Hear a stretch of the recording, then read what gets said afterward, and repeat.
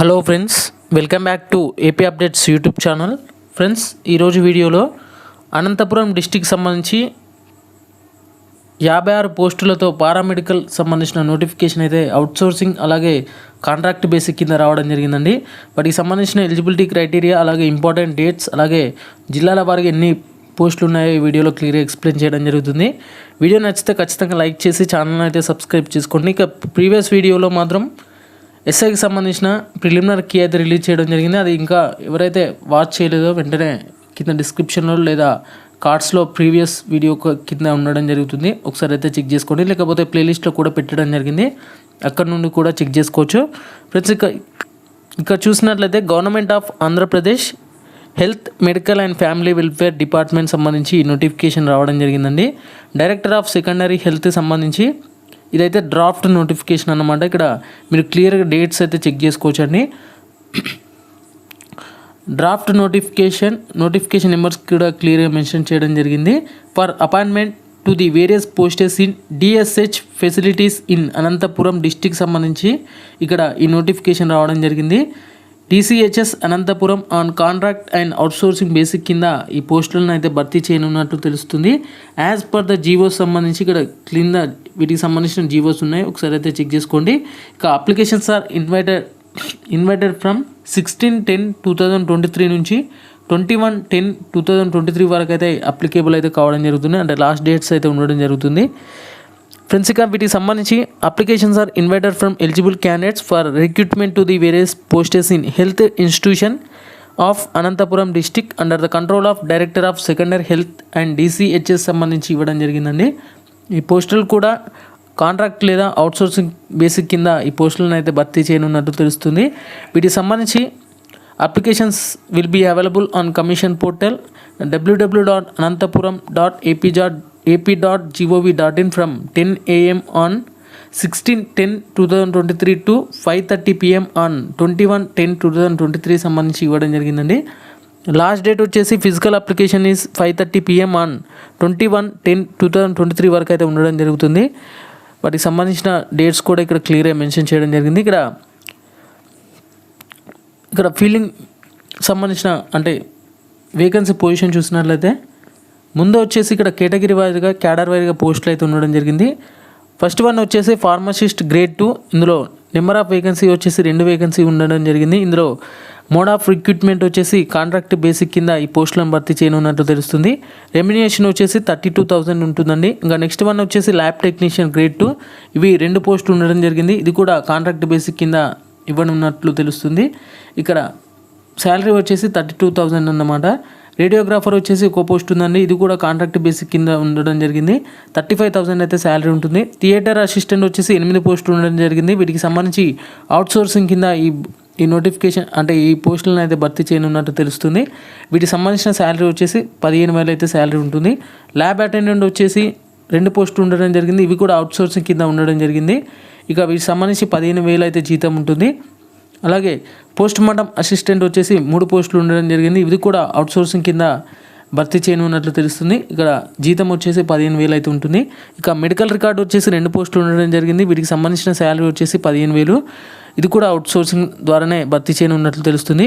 ఇక general duty attendant GDA MNO FNO సంబంధించి outsourcing కింద 28 పోస్టులు అయితే ఉండడం జరిగింది. ఇక శాలరీ వచ్చేసి అంటే జీతం వచ్చేసి 15,000 అయితే ఉంటుంది. ఆఫీస్ సబార్డినేట్ వచ్చేసి ఒక పోస్ట్ ఉందండి, దీనికి సంబంధించి 15,000 జీతం ఉంటుంది. ఇది కూడా అవుట్సోర్సింగ్ అన్నమాట.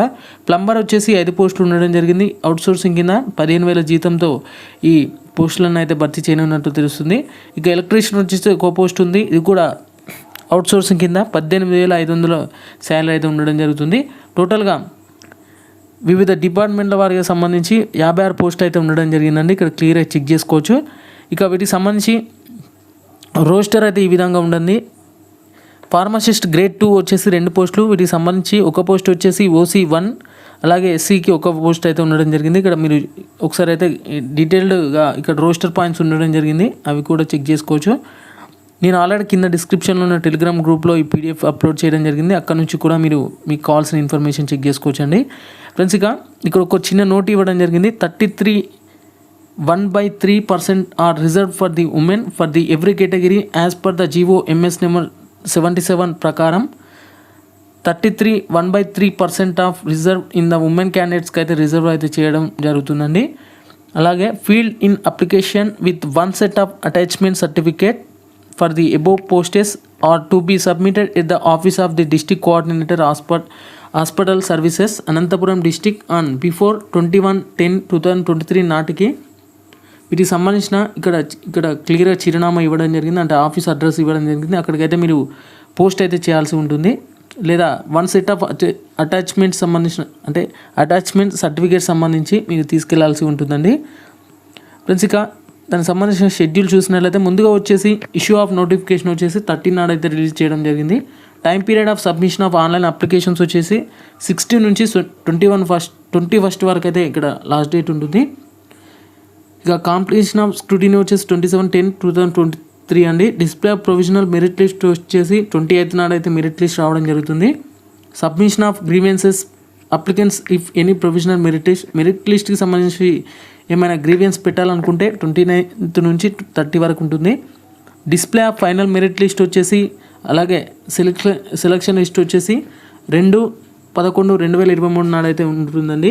ఇక conducting of counselling and issue of appointment orders వచ్చేసి 4/11/2023 నుంచి 9/11/2023 వరకు అయితే సెలెక్ట్ అయిన క్యాండిడేట్స్కి అపాయింట్మెంట్ అయితే ఆర్డర్స్ అయితే ఉండడం జరుగుతుంది. ఇక రిజర్వేషన్ అయితే ఇక్కడ క్లియర్గా చెక్ చేసుకోవచ్చు.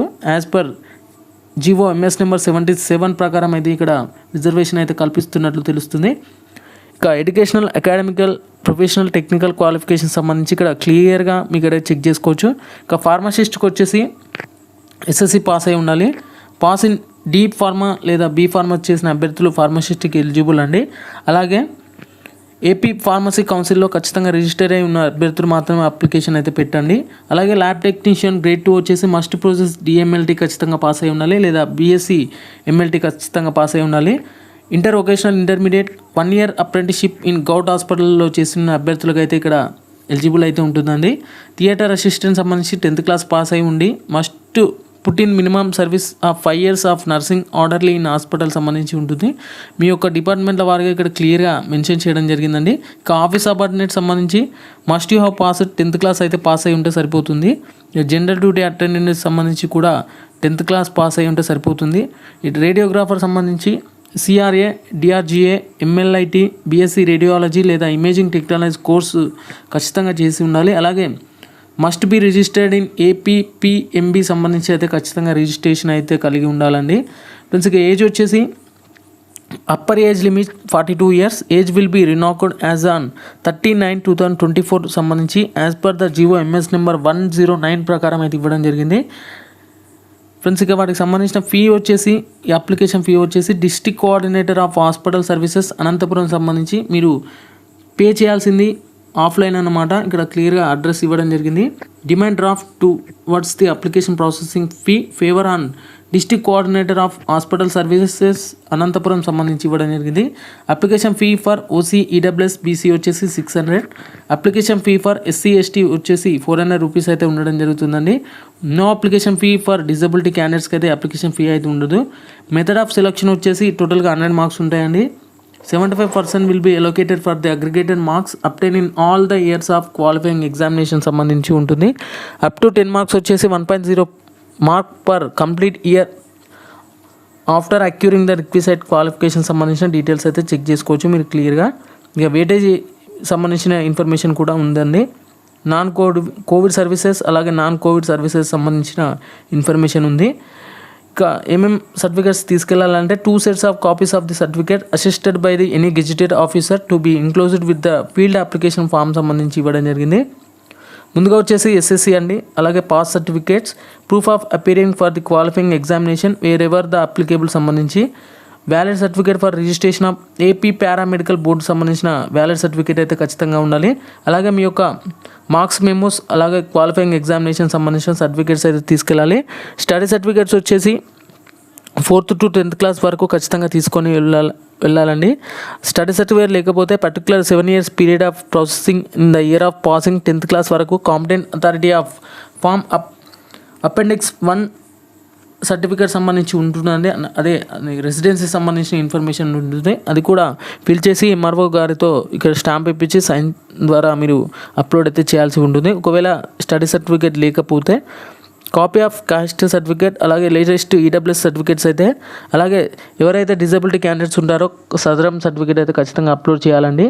Important information and to the candidate సంబంధించిన ఇన్ఫర్మేషన్ ఉంది. ఇంకా కొంత ఇన్ఫర్మేషన్ ఉంది డిపార్ట్మెంట్ సంబంధించి, ఫైనల్ మెరిట్ లిస్ట్ సంబంధించిన ఇన్ఫర్మేషన్ ఇక్కడ క్లియర్గా చెక్ చేసుకోవచ్చు మీరైతే.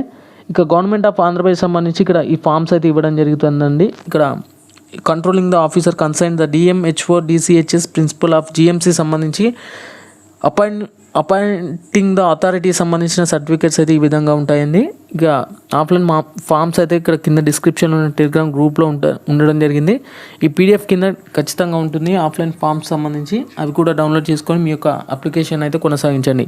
వీడియో నచ్చితే మాత్రం ఖచ్చితంగా లైక్ చేసి ఛానల్ అయితే సబ్స్క్రైబ్ చేసుకోండి. Okay friends, thank you everyone and జై హింద్.